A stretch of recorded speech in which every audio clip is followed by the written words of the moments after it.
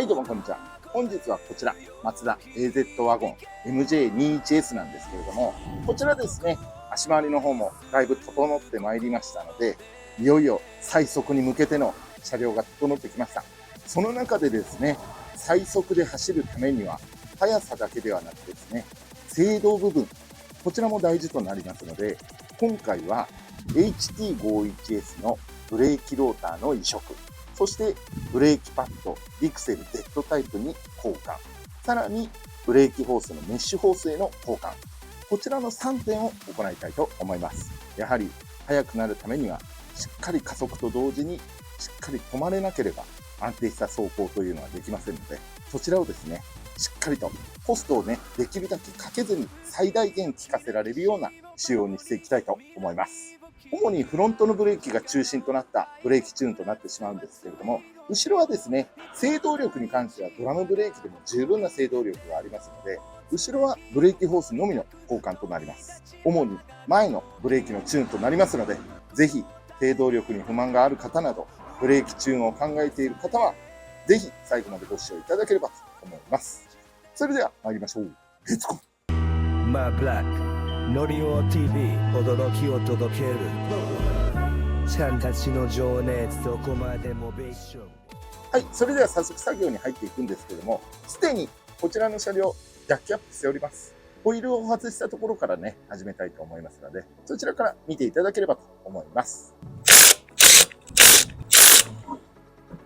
それではホイールを外しました。次はですね、こちらのブレーキキャリパーを外したいと思います。ただですね、今回ブレーキパッドとブレーキホースを交換するにあたってですね、交換する前に、ここのスライドピンとキャリパーについているピストンのもみ出しを行ってから取り付けたいと思います。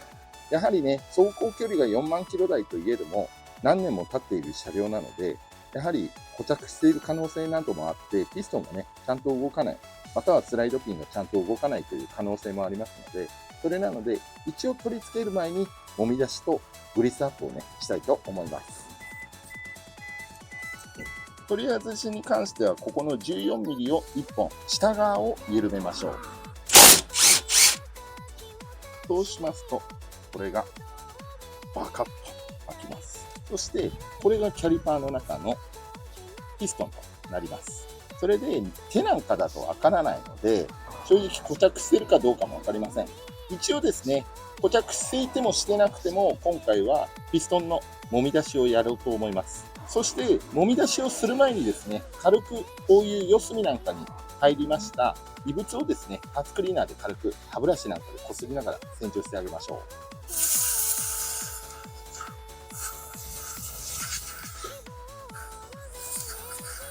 そして清掃が終わったらですね、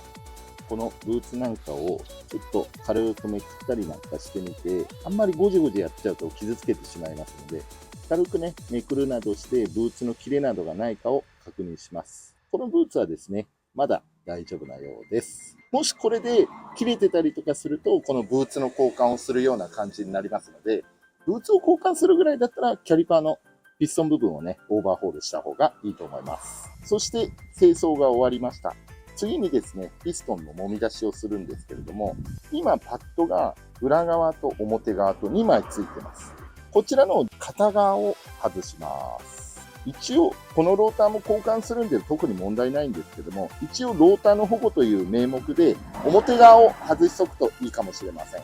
そして片側だけにしておきます。そうすると、このパッドの分が抜けた分、ピストンが押されて通常よりも表に出てくるというような状況になりますので、それをですね、何度か繰り返すうちに、今までは限られた範囲でしか移動できなかったのが、可動領域が増えますので、それでピストンの固着化なんかをね、防ぐというような役割があります。ちょっとこれでブレーキを数回踏みたいと思います。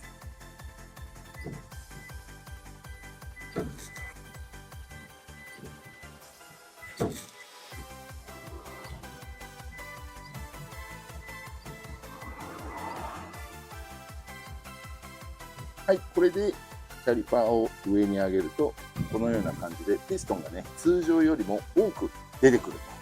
ということによって、限られた可動範囲以上のピストンの移動量になります。そして1回目ね、ピストンを出したら、この中がね、洗いきれなかった部分なんかも、また歯ブラシで洗ってあげるといいと思います。そうしましたらですね、今度はこのピストンを押し込むのに対して、こちらのピストンプーラーを使います。もしこのピストンプーラーがない場合は、こちらのウォーターポンププライヤー、通称カラスなんですけども、こちらでですね、布とかを挟んで、そしてガボッと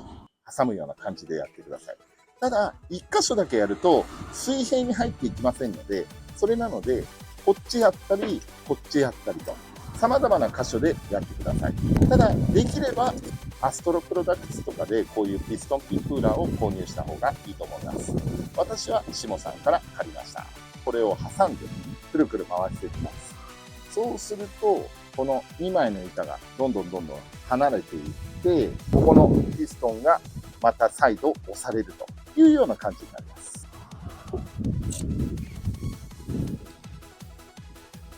はい、これだけピストンが戻ることができました。ピストンの動きをスムーズにするために、今の工程をですね、2、3回繰り返したいと思います。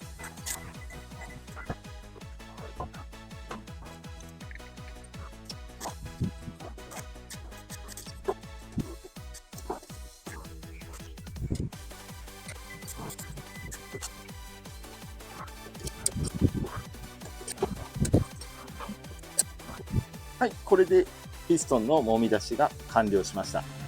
3回ほどね、やって、1回目の時よりも、やはり回数を追うごとにピストンの動きがスムーズになったような気がします。そうしましたら、今度はブレーキローターとこのキャリパーステー、こちらを交換したいと思いますので、もう1本こちらの 14mm のボルトを外したいと思います。外しましたら、このキャリパーブラーンとなってしまいますので、こういうフックなんかを使って、どこか引っ掛けられるところに引っ掛けていきましょう。車庫調のバネなんかいいかもしれないですね。こんな感じで引っ掛けていきます。そうしたら今度はこのステーを外したいと思います。このステーに関しましては、裏側にあるこの黄色のボルト 17mm2 本を外したいと思います。はい、そうしましたらボルトが2本外れたらこのステーが外れます。この13インチのキャリパーステーの場合はここに 13V と書かれています。後ほど見せますが14インチのやつはここに 14V と書かれています。購入する時のね判断材料としてください。そうしたらローターを外すんですが、こちらここのハブの部分と固着しているので、まずは最初ゴムハンマーとかで叩いてみましょう。はい、外れました。そしたらローターを外します。外すとこんな感じになってます。それではですね、取り外せましたので、14インチと13インチの見てわかると思うんですが、比較してみましょう。はい、こちらがですね、13インチのローターとなっております。長期保管されてて、手放す時に付けられたようなローターとパッドなので、当たりがね、全て出ていないんですが、ちょろっとマーブラが走ったことによって、端っこの方がね、当たるようになってきましたんで、おそらくピストンの方は問題ないと思います。ローターが使われてなくて腐食してただけなのかなと思います。そしてこちらが14インチのローターです。こちらも M さんのね、車両の方で使ってましたので、ある程度の使用感はあるんですが、まだまだ使用可能な感じです。こことかの段差なんかもほとんどありませんので、まだまだ使用可能です。表面にしてみましょう。表面も若干の段差はあるんですけども、まだまだ使用可能となっています。それでは13インチと14インチを比較すると、およそこれぐらいの大きさが違うような感じになります。この外径分だけね、外にブレーキパッドを設置することができますので、その分回転力が落ちて制動力が上がるというようなざっくりとした言い方なんですけども、こんな感じになります。そしてキャリパーステーなんですけども、キャリパーステーはまずこっちが13インチです。こっちが14インチです。同じ位置に比べると長さがですね、このように1センチぐらいかな。ちょうどこのローターの大きさ分ぐらい長さが違います。まあ当然っちゃ当然ですね。そして HT51S とかの14インチキャリパーステーとブレーキローターを購入する際なんですが、必ずですね、こちらが13インチの方なので 13V と、そして14インチの方はちょっと見にくいんですが、こちらのように 14V と書かれておりますので、この 14V というのが14インチのキャリパーステーとなりますので、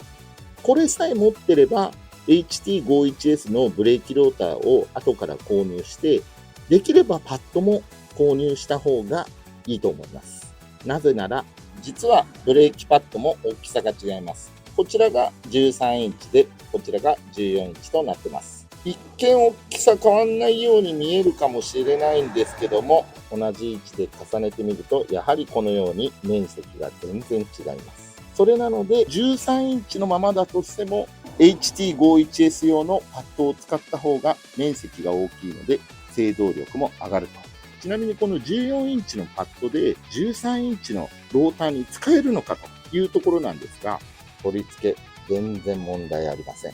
むしろ13インチのパッドのまんまだとね、ここの端っこの方が削れないとかっていうのがあるんで、ずっと使ってるとね、キャリパーが外せなくなったりとか陥りがちなんですが、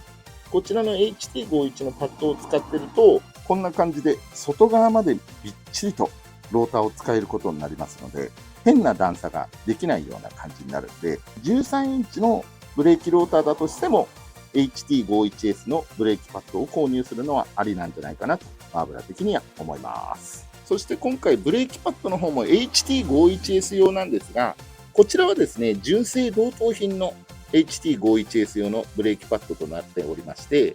今回はこちらのリクセルさんの Z シリーズ、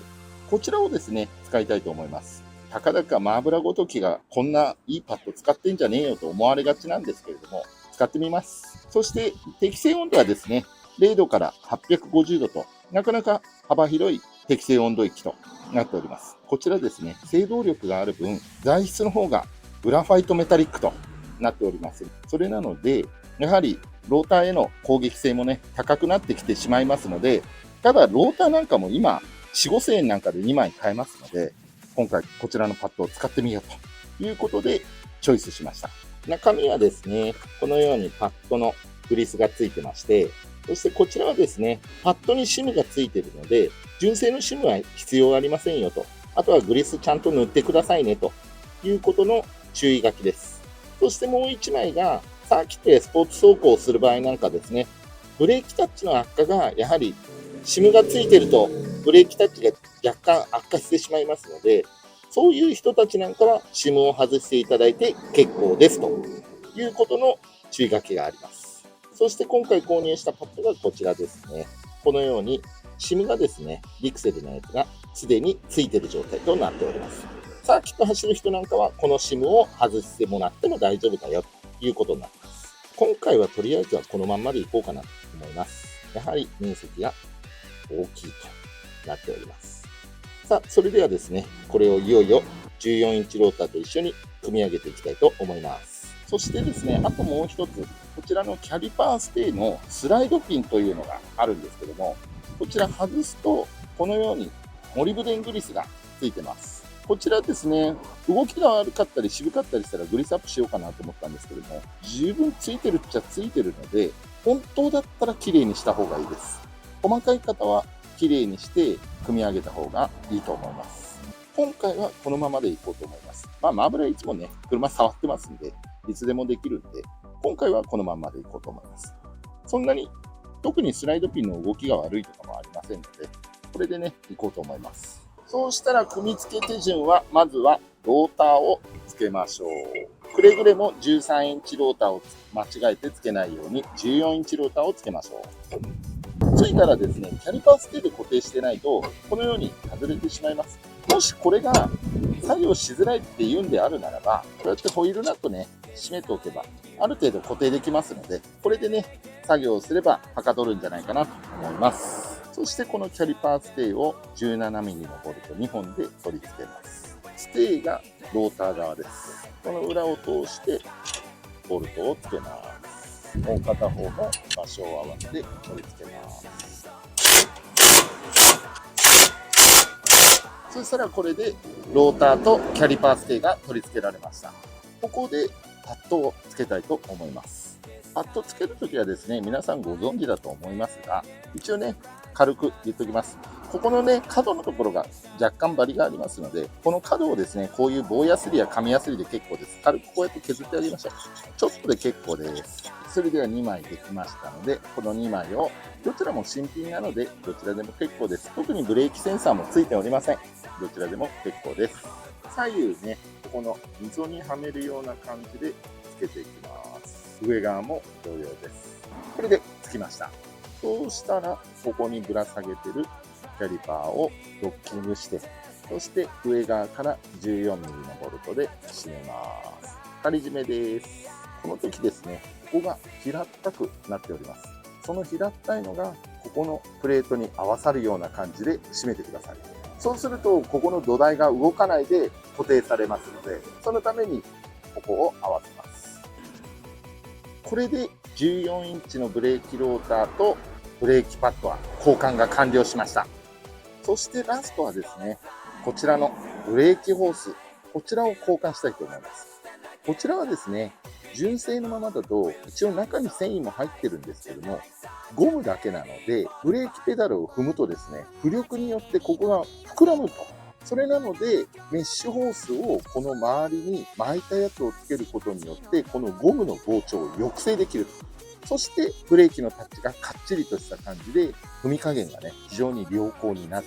というのがありますので、ブレーキのタッチが良くなることによって、ブレーキの踏み応え感がね、分かりやすいというメリットもありますので、そちらも今回交換したいと思います。そしてホースを外す際ですね、こちらからでもこちらからでも、いずれにしてもブレーキフルードが中通ってますので、必ずフルードは漏れます。結構塗装を犯してしまうというのがありますので、どこかにかかったり垂れたりしてしまった場合は、必ずですね、その後にできれば早めに水をかけて、ブレーキフルードはオイルじゃありませんので、水をかけるだけで中和してくれます。それで流れてくれますので、水をかけるだけで結構です。それで対応をしてください。それではまずはブレーキホースを外すにあたって、ここのね、ステーを外したいと思います。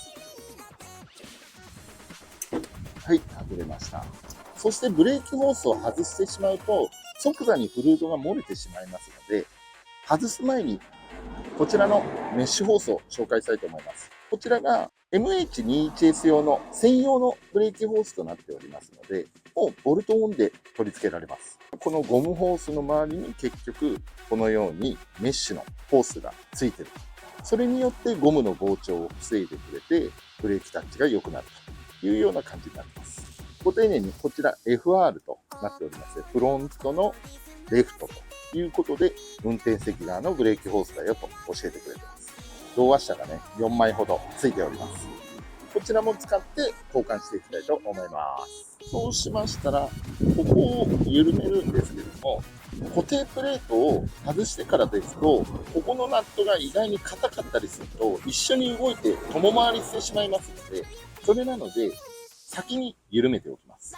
こちらは 10mm となっております。できれば専用のね、ブレーキホースの配管に使うようなスパナがあるといいと思います。こんな感じで結構硬いです。そして緩めたらプレートを取りましょう。はい、取りました。そして、ここも仮放しといて、いよいよここのね、キャリパー側のバンジョボルトを外したいと思います。こちらは 14mm です。外したらこのようにポタポタフルードが垂れていきますので、即座に交換しましょう。キャリパー側を外します。外したらボルトを取って、同ワッシャー、ホース、同ワッシャーの順でキャリパーにつなげます。とりあえず仮止めしておきましょう。そうしたらこちら側も外します。外したらホースを外して、メッシュホースをすかさずここを取り付けます。仮止めで結構です。そうしましたらホースのレイアウトをですね、よく見て組み上げていきます。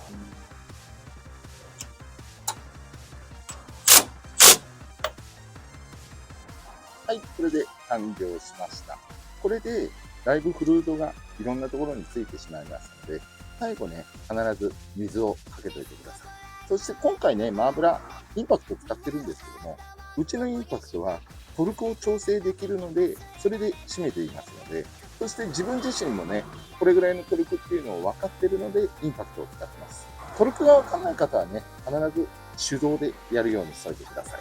さあ、これで片側終わりましたので、反対側もね、やりたいと思います。こちらはちょっとスキップしたいと思います。さあ、フロントが終わって今度はリアになります。リアはですね、先ほども言った通り、ブレーキホースを交換するだけになります。ブレーキホースに関しましては、こちらがブレーキホースとなります。取り外しに関しましては非常にシンプルで、フロントと同様の 10mm のナッ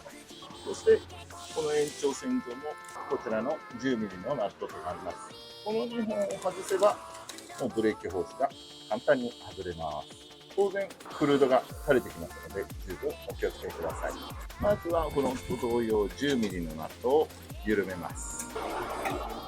緩めたら上側も緩めます。ある程度緩めたらプレートを外します。ナックル側ですね、ちょっと片手では無理だったので、ちょっとスキップさせていただきました。さあ、そうしましたら、ここのナットを緩めます。そしたら、上側も緩めます。バンドをずらして、これでホースが取れました。こうやってね、フルードがずっと垂れ続けるので、すかさずホースをつけましょう。こちらは車外のやつはゴムになっているので、このゴムを入れ込みます。はい、すいません、スキップになってしまったんですが、なんとか取り付けられました。一応ですね、ゴムでつけるタイプなんですけども、とてもじゃないけど、これ開かないでつけられるわけがありません。それぐらいきついです。なので、少しここをね、フライヤーで開いて、それでこのゴムを挟んだ感じになります。それから流れていって、ここはね、通常通りと同じなんですが、やはりこのクリップがかなりきつかったので、つけるのが非常に大変でした。これにとりあえずブレーキホースの交換はできたんですが、肝心のね、エア抜きなんかもありますので、次はエア抜きの方にスキップしたいと思います。さあ、これでなんとかホースの方は取り付けが完了しました。それでエア抜きなんですけれども、エア抜きはですね、こちらのドラムカバーの裏側、ここのゴムキャップがあります。このゴムキャップを外して、エア抜き用のタンクとホース。こちらはワンウェイバルブになってまして、一定方向しか進まないバイパスとなっています。これをつけることによって、一人でもエア抜きができます。これをつけてやってみたいと思います。ホースをここの盤上ボルトに刺します。刺したら 10mm のスパナで緩めます。緩んでホースを刺したら、現在斜めになってるんですけども、フルードがこの状態になってます。それなので、まず補充しておきましょう。とりあえずマックスの部分まで補充します。補充したら、あとはブレーキを踏むだけです。いきます。